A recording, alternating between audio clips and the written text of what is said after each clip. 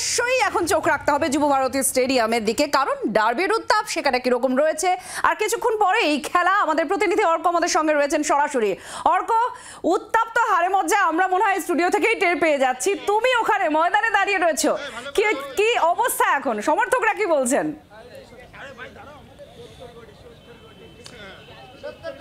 আমি এই মুহূর্তে দাঁড়িয়ে রয়েছি সল্টলেক স্টেডিয়াম অর্থাৎ যুব ভারতী ক্রীড়াঙ্গনে, একদম গেট নাম্বার 3 এবং 4-এর মাঝখানে।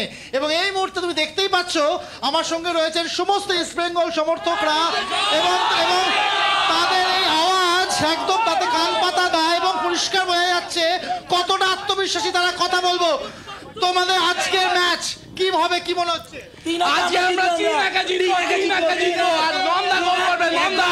এক গোল আমরা দিতে দিতাম না ওদের দয়ের জন্য, ওদের মুখের দিকে অসহায় মুখের দিকে তাকিয়ে ওয়ার্ল্ড কাপ জিতেছে ইস্ট বেঙ্গল, সেটা কি আরো আত্মবিশ্বাস?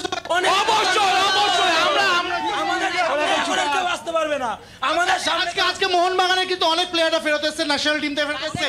কোনো কাজ আমরা কোনো সময়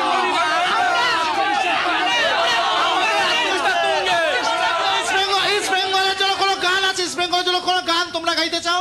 অবশ্যই আলদাস জিততে পারে, না আলদাস লড়েছি অনেক যুদ্ধ মিলিয়ে কাঁধে